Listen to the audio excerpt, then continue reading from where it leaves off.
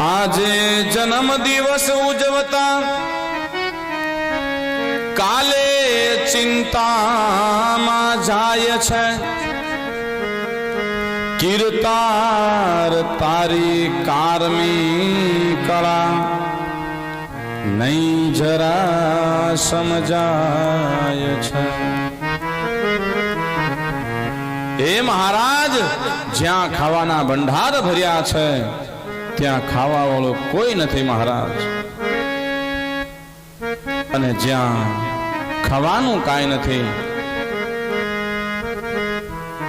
ત્યાં માણસો સમાતા નથી। મારા પિતૃ ઉણા પાણી રડે છે મહારાજ, કાંઈ કૃપા કરો આપ।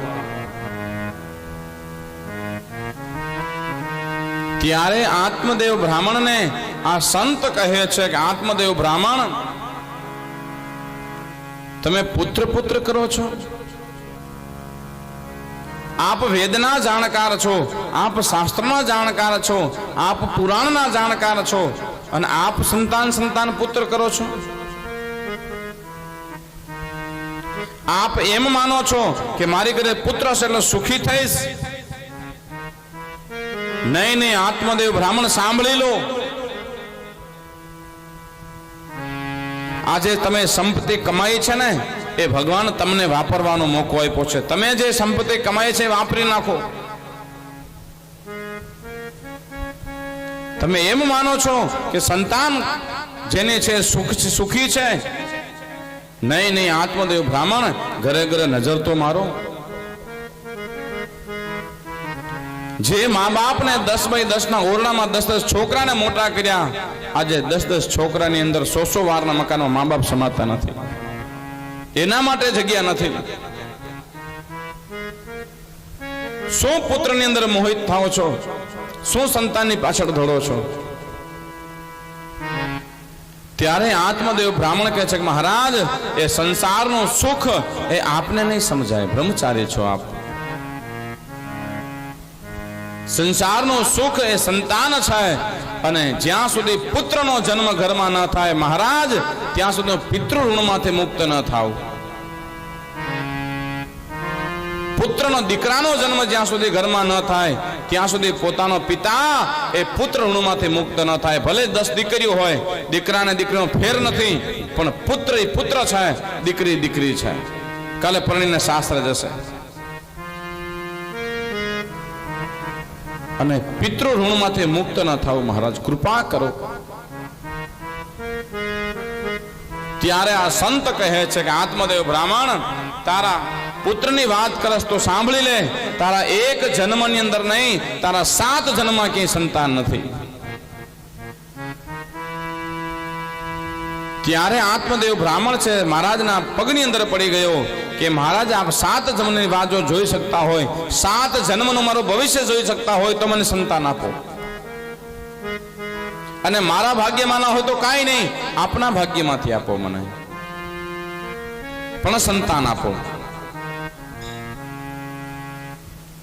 અને સંત હતા, દયાળુ હતા, અને પોતાની ઝોળીમાંથી ફળ કાઢ્યું અને કીધું કે આત્મદેવ બ્રાહ્મણ આપના પત્નીને દેજો કે ફળ આરોગ છે, એમાંથી પુત્રનો જન્મ થશે। આત્મદેવ બ્રાહ્મણ કહે છે કે મહારાજ મને તો સંતાન નથી, પણ મારા ઘરના આંગણામાં એક આંબો છે, એને કોઈ દી કેર્યું નથી આવી મહારાજ। અરે એને તો કેર્યું ન આવી, પણ મારા ગૌશાળા અંદર ગાયું છે, એને કોઈ દી વાછડાનો જન્મ ન થયો।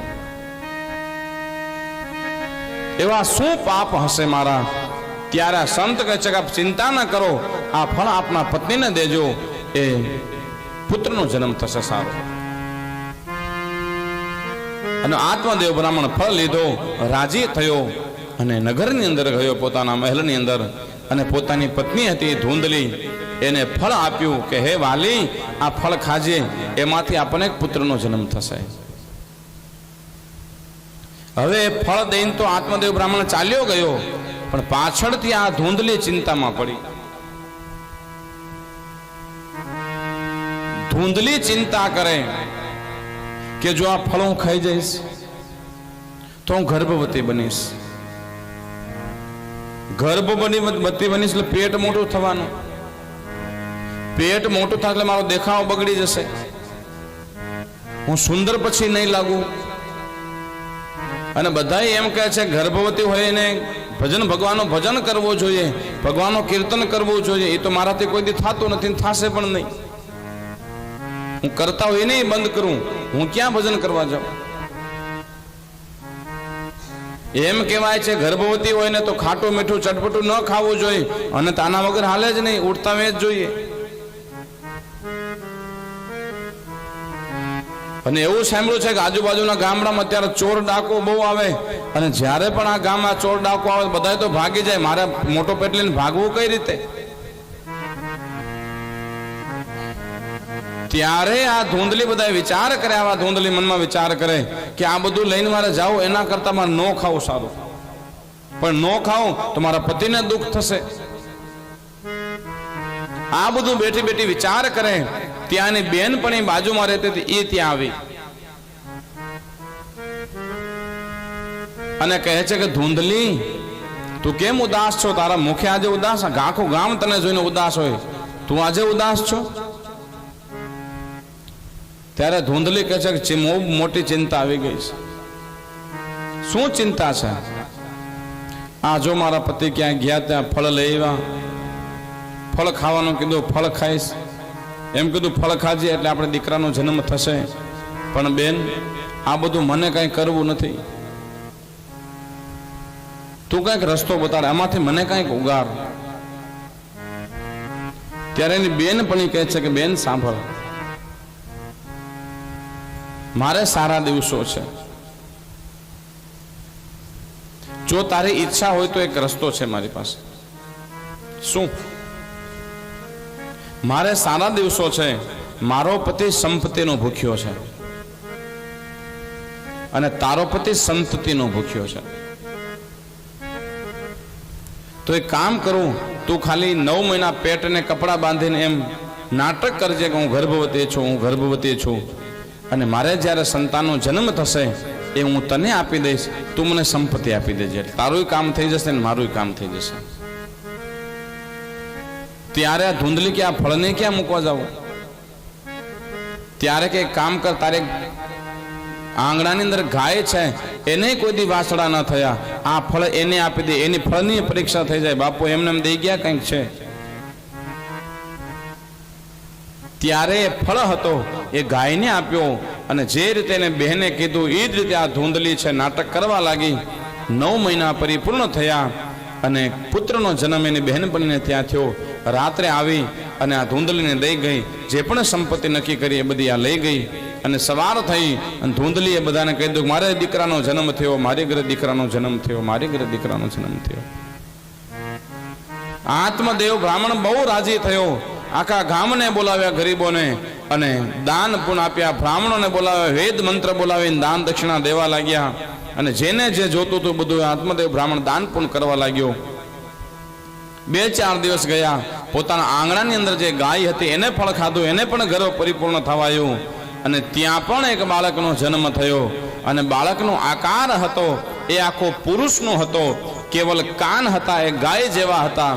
એટલે બધા કેવા લાગ્યા ગૌકર્ણ છે, ગાયના જેવા કાન જેવો ગૌકર્ણ, અને નામ પડ્યો ગૌકર્ણજી મહારાજ. બોલીએ ગૌકર્ણજી મહારાજ કી જય. 5-7 દિવસ થયા અને આત્મદેવ બ્રાહ્મણ કહે છે કે ધૂંધલી, ચાલ આપણા દીકરાનું નામકરણ સંસ્કાર કરાવીએ. ત્યારે ધૂંધલી કહે છે મહારાજ ક્યાંય જવું નથી, આ દીકરાનું નામ તો મારા નામ ઉપરથી હું રાખીશ, મને બહુ વાલો છે મારો દીકરો. ત્યારે કે છે શું રાખવું? ત્યારે કે છે મારું નામ છે ધૂંધલી, આજથી મારા દીકરાનું નામ ધૂંધુકારી. અને સમય જવા લાગ્યો. મહારાજ ગૌકર્ણ મહાવિદ્વાન પંડિતો, ધૂંધુકારી મહાખલ.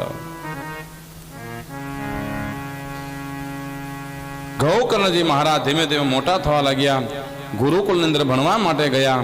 સારા બ્રાહ્મણોનો સંગ થયો, સારા માણસોનો સંગ થયો, અને ધીમે ધીમે ગૌકર્ણજી મહારાજ ભક્તિ તરફ વળી ગયા. અને આ ધૂંધુકારી હતો, આ ધૂંધલીના લક્ષણ જેવો થયો. કુવામાં હોય